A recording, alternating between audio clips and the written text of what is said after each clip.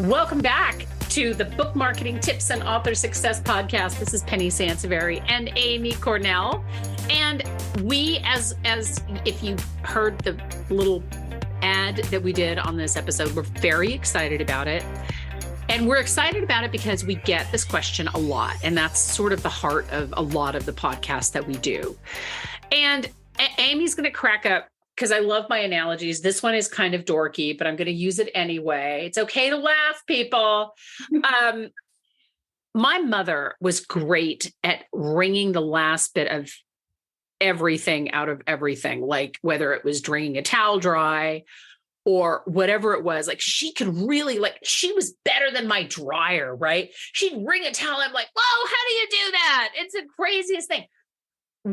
The reason that I led with that sort of weird analogy, I'm surprised Amy isn't like on the floor laughing. She probably muted herself or something.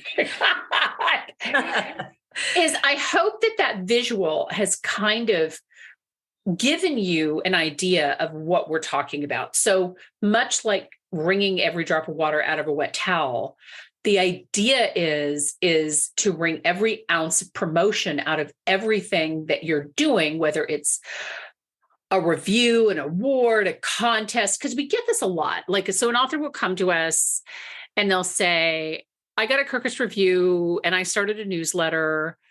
How are you going to use this? And so we're promoting their book and everything. And we are, as anybody who's listened to this podcast for any length of time, you know that we are big proponents of doing all the platform building things. And obviously, hence the genesis behind this podcast. But the bigger piece of this story, and actually why we did it, was literally to guide you about how to use all of these things. Because, when we were in the green room, Amy reminded me of this too, is we've actually had authors who will come to us like 6 months or a year after they've gotten something really significant, go, hey, so how can we use this, right? And this podcast is designed to literally guide you on how to use all of these things. So what to do with that review? Should you do anything with that review? What about that I just got a contest honorable mention. Whoa, that's awesome. Do you know how many people enter any given contest? And so we're talking about how to maximize these. And this whole, again, podcast started kind of at the back and forth in email with Amy and I. We have a client who has this really fabulous nutrition book, and the book is finished, but it's not officially launched yet. And so she has a lot of local love. She has a lot of local contacts. And so she's doing a lot of local selling, right? So she's selling copies locally to her, her database, to her clients, her, local network, whatever. And she asked me if it hurts our campaign or, how she can maximize what she's doing. And I told her, first off, it does not hurt our campaign at all. But I did tell her, I said, start a list of emails of folks that you've sold the book to, and keep it on this list to remind them to please review the book when it launches, or share it on social media, or get blurbs if somebody says, oh, I don't really review on Amazon, or I don't know how, or whatever, get a blurb. So that's really the heart of this podcast, because if she had mentioned that to me, she probably would have just continued to sort of sell those books, and all of these potentially really valuable contacts, certainly, her outreach has been enormous, would just kind of fizzle away, and which is really unfortunate. So again, maximize absolutely everything you get. Don't feel like, yes, you shameless self-promotion. I know authors hate that word, but don't let anything, especially like an award or a mention or something, just sit there and not do anything. I mean, Amy, what are your thoughts? Yeah, no, and I agree and I think a lot of this starts, we also discussed this, that a lot of this is very well-intentioned, because a lot of authors, they're trying their best. There's a lot of advice out there. We've given a lot of it as well, for sure. On the blog, on this podcast. And so they kind of have this checklist of things that they know they should be doing. And they know maybe how to get that checklist started, but to your point, Penny, they don't know what to do with it once they've completed it. And typically there are 2, 3, 4, 5 more things you can do with everything that you quote unquote should be doing as an author. And that's kind of what we want to get across. Because if we're being honest, to your example, Penny, you don't want us designing your campaign around a Kirkus review, Right. Or managing your newsletter. I mean, it may sound like a really great time saver in the short term, and we get that. But your marketing investment in our help or another team's help or a professional's help is really honestly better spent somewhere. So the whole concept here is that we also want to empower you to understand that you don't have to wait around for somebody else to jump in. And I know not all of you plan on hiring a team at some point either. So it's really just this kind of motivating factor to know once you get something done, sit there and go, what else can I do with it? That should be your very next step. Yeah. I 10,000% agree. And I think that, to your point, Amy, investing in yourself, your education, self-promotional skills is just as critical as investing in our health. So first, I think we need to address why you're going after reviews or that contest, or why you are starting a newsletter. I think having a plan is really key.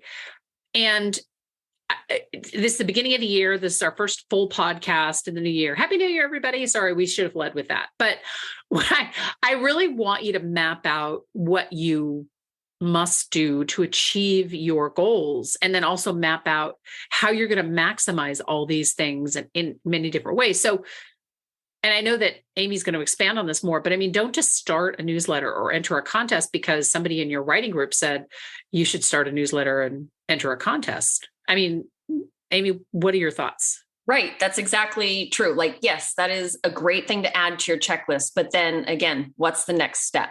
Right. Don't just pay for a Kirkus review to say that you did that, Yeah. Or again, because it's just something you're supposed to check off the list. It's great. That's a great start. But, to use your recommendation, Penny, map it out. What are you going to do with that review? You need to make sure it gets on your retail pages, anywhere your book's being sold. Make it really prominent on your website. I love turning review snippets into images for social media. Yes. And pretty much anywhere now you can pin things. So pin that sucker to the top so everybody sees it every time they get to your account, and leave it up there for a while so it really hits home. Use that in your newsletter because people like what other people like.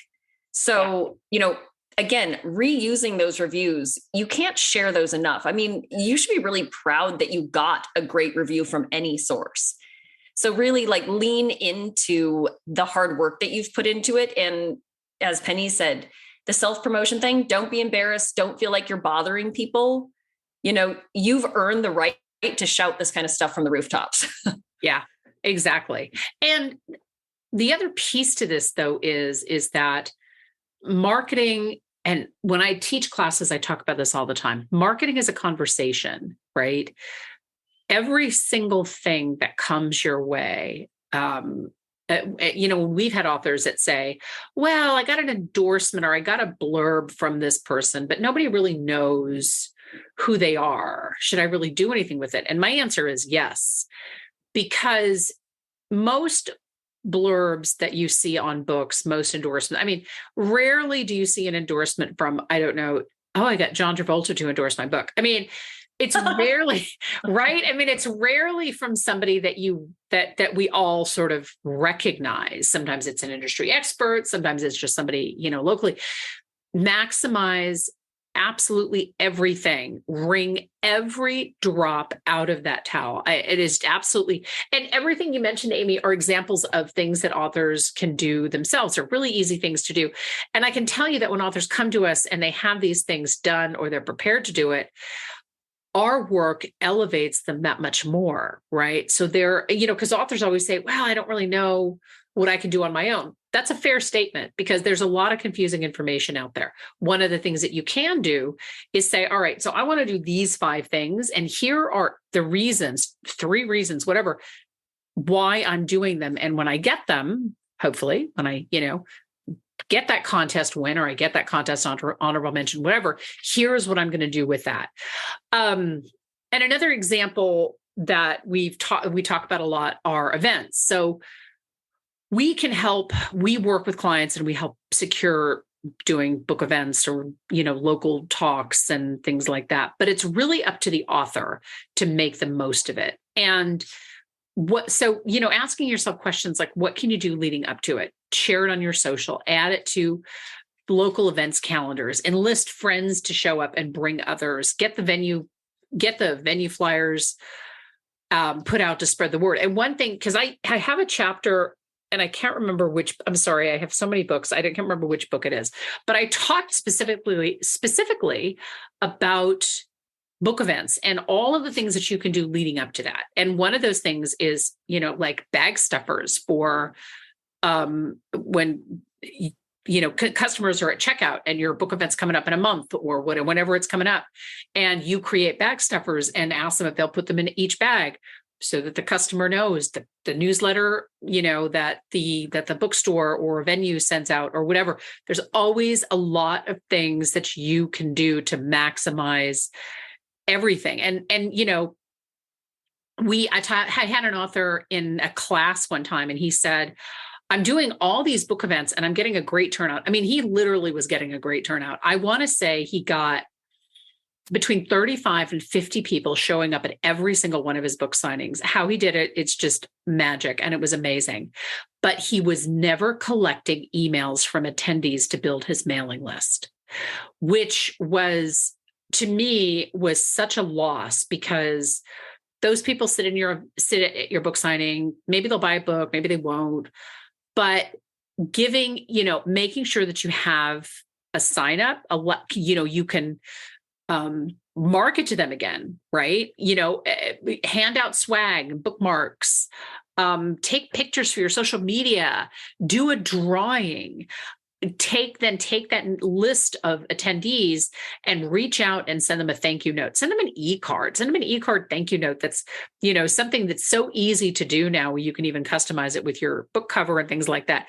Do a recap of the event on social, share the images, take some short video, use the video on Instagram. People love that. People ask me all the time, and I am the worst at remembering to do this. So I'm just going to admit my hand is actually up. I realize we're not on video. I will do speaking events and forget to take little video snippets, but they're great for social media. And, saying you want to do events is just step one. Mapping it out like this turns it, into a bigger thing that can have bigger impact in the long run. And I want to mention kind of contests, and Amy, I want to get back to you for a second, but one of the things so when we have authors who have won a contest or gotten an honorable mention, sometimes they'll say to us, can we do a press release for this contest win? Honestly, I would never do a press release for a contest, ever. I mean, Amy, what are your thoughts?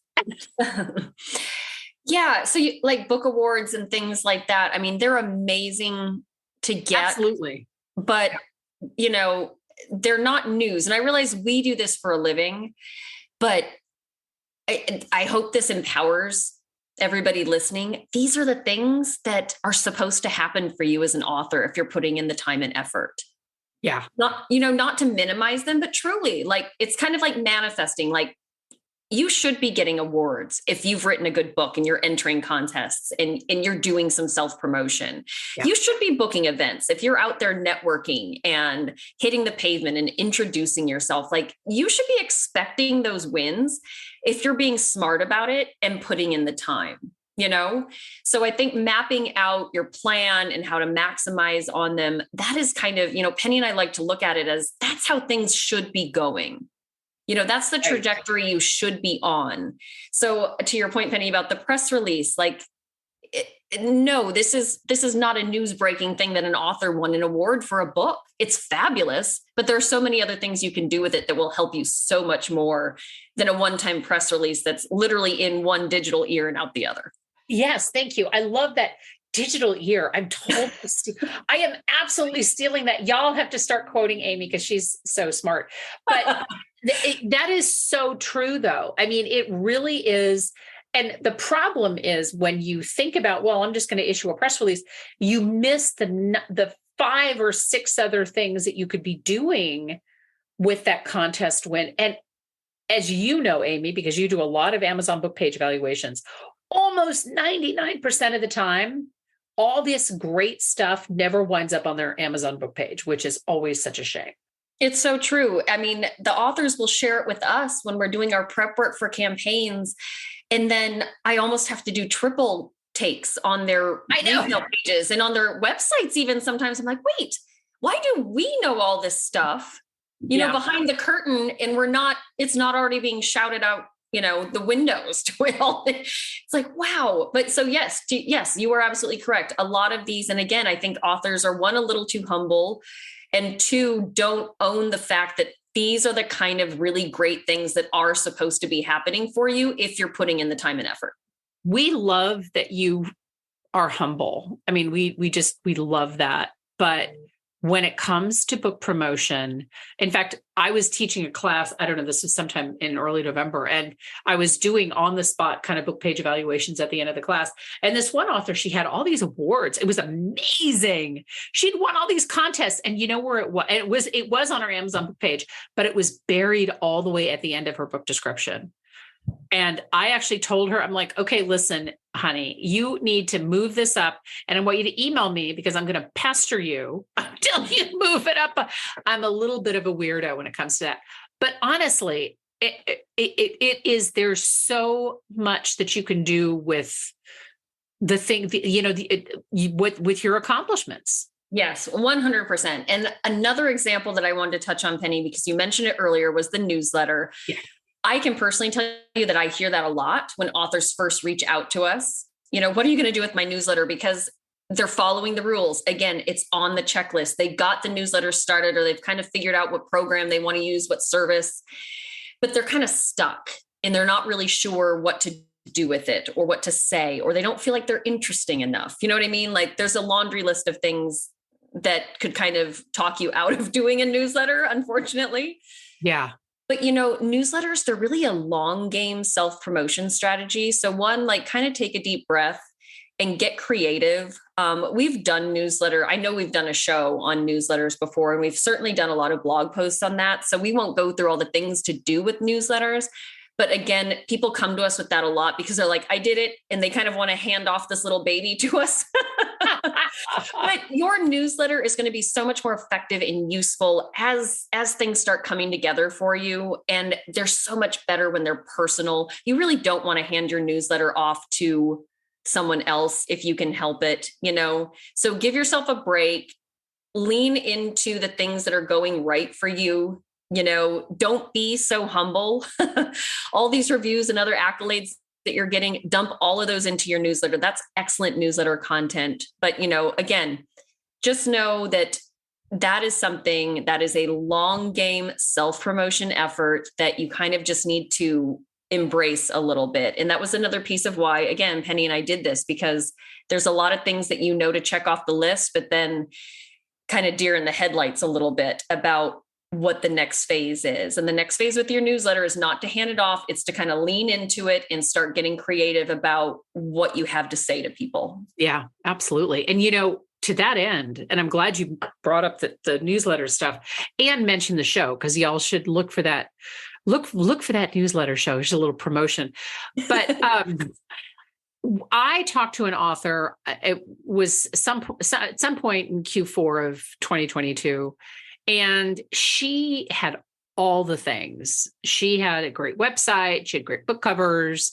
And she was really at a place where she needed to be communicating with her readers. And I told her, I said, you know, I think a newsletter could change your life, because she was struggling to get to that next spot.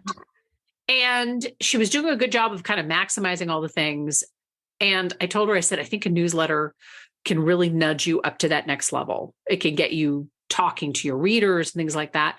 And she flat out said, that's absolutely not what I want to do. And it was really a shame, because it's kind of, a lot of times I think people overthink newsletters, and I know we said we weren't going to talk about newsletters, but it's worth mentioning. People overthink newsletters. And when I do coaching calls with authors, we talk about this a lot. Like, I'm not interesting enough. I'm boring. I don't really blah, blah. Newsletter seems like a lot of work. And it only is a lot of work because we love to overcomplicate absolutely everything. So make it, find a path forward, find something that's easy. Give yourself a schedule that you can follow, because that's the thing that matters. Because if you give yourself a schedule you can follow, you will follow it. One last thing I want to mention, and it comes up a lot when I'm on the phone with authors, industry reviews and blurbs from big names. And good on you if you got John Travolta to, sorry, apparently now I can't unsee this. John Travolta sitting at his computer typing out his blurb. I know. And it's shocking, because it's just shocking that I didn't mention, like, if you didn't get Han Solo, because anybody who knows me knows I'm a huge Star Wars fan.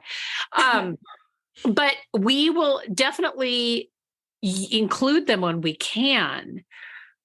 But there is so much more that you can do with all these things. So, for example, they should all be on your website. Any kind of, industry reviews, blurbs from big names, things like that on your website. In fact, I even recommend pull any standout reviews from Amazon and put those on your website. Add them to your retail pages. Make images for social media. Amy talked about the images for social media, which was a brilliant idea. Your media room. We haven't even talked about your media room. Your media room doesn't, again, this is something when I say media room, authors, and I'm doing something in person, authors get the deer in headlights look, like, oh God, I need a media room. What's in a media room? Media room, don't overthink it. Add these blurbs to your media room as well as other pages of your website. People like what other people like. The idea for this entire podcast is to maximize everything. Again, the water and the towel thing, the towel wringing thing, maximize absolutely everything that you can, because that is the thing. These are the stepping stones to success. This isn't just a podcast about, well, Amy and Penny sound like they're just trying to keep me busy. Yes, absolutely. We are trying to keep you busy. But the other piece of this is that these are the stepping stones to success. And it may seem like a small thing, but small things add up to create big success. Absolutely. I couldn't agree more. And that is how this industry works. So if that's a huge shocker to anybody listening, then I'm glad we're kicking off the year with a bang. Yeah. And I hope that we've, I hope that we've given you some ideas. I hope we've sparked some creativity.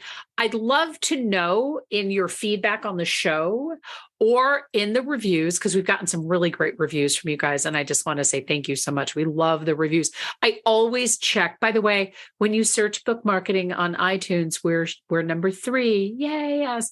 We should be number 1, but that's fine. I won't let my competitive streak ruin the show for us. But I would say that the big message here is use everything: accolades, awards, media features. That's another thing. We didn't even touch on that.